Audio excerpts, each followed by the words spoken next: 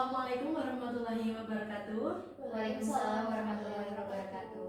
Selamat pagi rekan-rekan semua. Saya ucapkan terima kasih karena sudah menyempatkan waktu untuk menghadiri meeting kali ini. Untuk di pertemuan kali ini yang akan kita bahas adalah penetapan prosedur pendaftaran pasien baru yang akan kita gunakan di rumah sakit kita.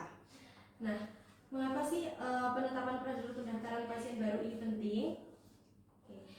Dikarenakan mungkin banyak sekali pasien yang merasa kebingungan untuk melakukan pendaftaran ketika pertama kali datang ke rumah sakit kita.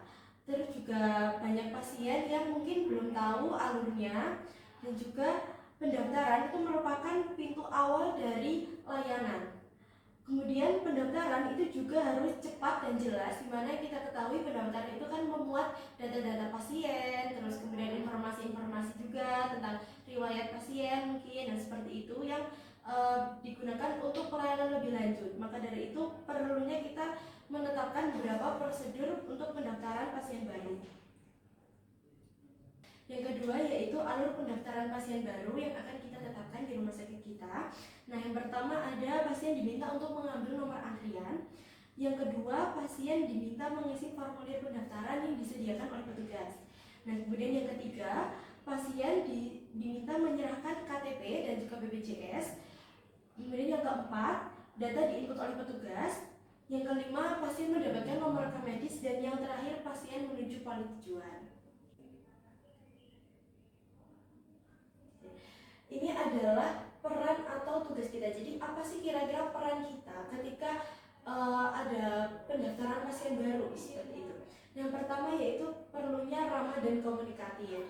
Nah, di sini diperlukan juga memberikan informasi yang jelas. Jadi mungkin ketika ada pasien yang datang dan merasa kebingungan akan alurnya atau pengisian formulirnya, maka kita harus memberikan informasi yang jelas kepada pasien, apa saja yang perlu diisi, mungkin apa saja juga yang diperlukan, seperti itu.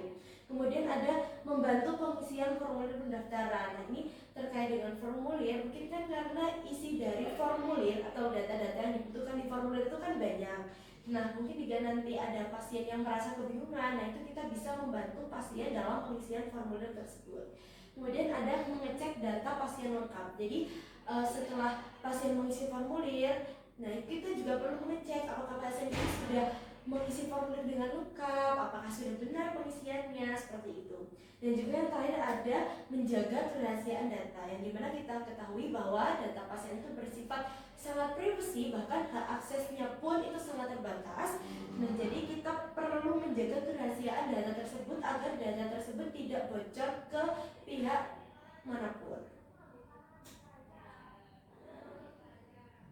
Nah, di sini ada yang terakhir yaitu kesimpulan, di mana pendaftaran merupakan tahap awal dari pelayanan, yang mana seperti tadi pendaftaran merupakan pintu dari pelayanan, yang artinya adalah tahap awal sebelum pasien itu dirawat, harus melalui registrasi pendaftaran, pengisian identitas, dan juga riwayat kesehatan, seperti itu.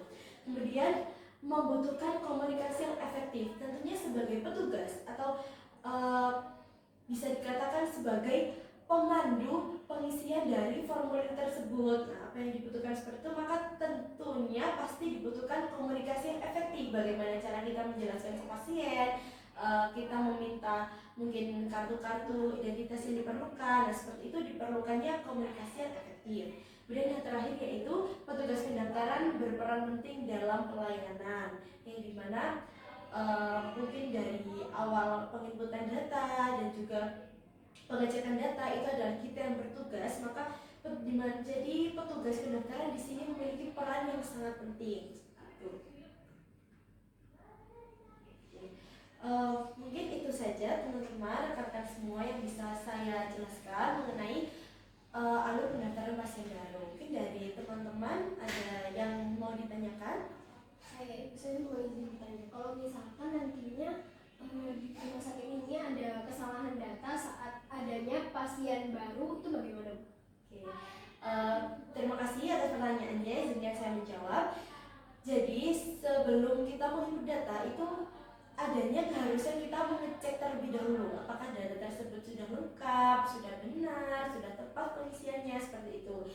Namun yang namanya manusia juga pasti adanya human error, seperti itu. Jadi semisal nanti di tengah-tengah pelayanan ada data yang ternyata tidak sesuai atau mungkin salah menginput ataupun kurang, nah seperti itu kita bisa memvalidasi data tersebut melalui NIK yang ada di KTP ataupun dari nomor BPJS seperti itu. Nah, namun jika dari kartu-kartu identitas itu mungkin kurang membantu, nah kita bisa menanyakan langsung kepada pasien data ini apakah sudah benar seperti ini ataupun sepertinya data ini kurang harus dilengkapi. Seperti itu kita bisa menanyakan langsung kepada pasien ataupun kepada keluarga pasien seperti itu. Mungkin untuk rekan-rekan yang lain bagaimana? Sudah cukup jelas Ibu. Terima kasih banyak. Ya. Saya mengucapkan terima kasih kepada teman-teman. Apabila ada salah kata, saya mohon maaf yang sebesar-besarnya. Meeting kali ini sepertinya saya rasa sudah cukup ya. Oke, saya tutup. Wassalamualaikum warahmatullahi wabarakatuh.